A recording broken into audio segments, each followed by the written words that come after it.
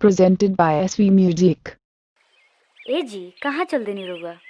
अरे सेठ जी के फोन आइल रहला, नौकरी पर जाता नहीं। कौन सेठ जी? नइखे जाए के कतही रहुआ? अरे जाइब ना, कमाइब ना त खर्चा बर्चा कैसे चली? अरे हम बताओ तनी कैसे खर्चा वर्चा चली। विश्वकर्मा शिव कुमार की प्रस्तुति।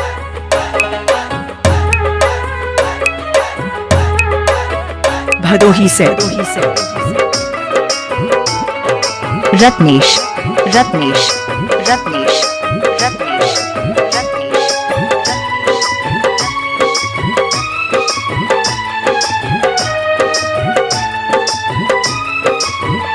सबसे नीक बाट सहिया किसानी, खुशी बाट रउआ गौए में बानी।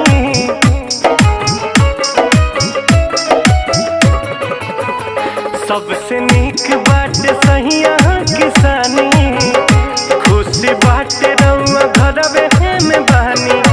मारो कमैला के ए जी बहरा में गइला के, मारो कमैला के अब बहरा में गइला के।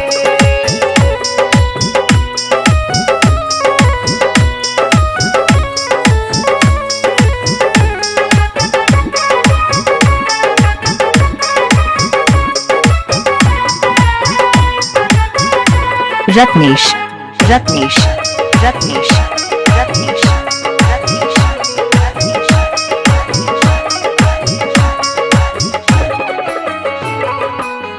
महल से नीक बाट टूटही पलानी, नून रोटी भले खाइब जा।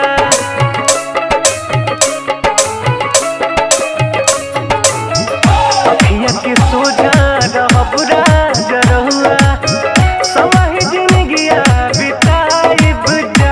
और देशवा में होला परेशानी, अपना धनिया के बात तहनी मानी।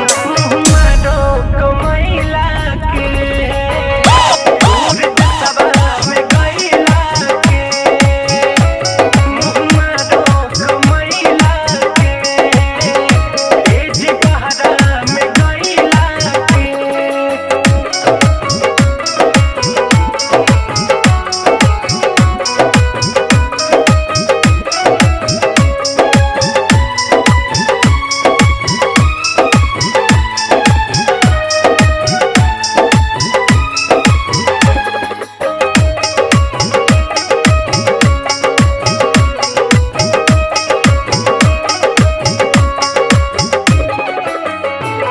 रत्नेश होली रत्नेश दिवाली अब रत्नेश संगही मनवल जाई।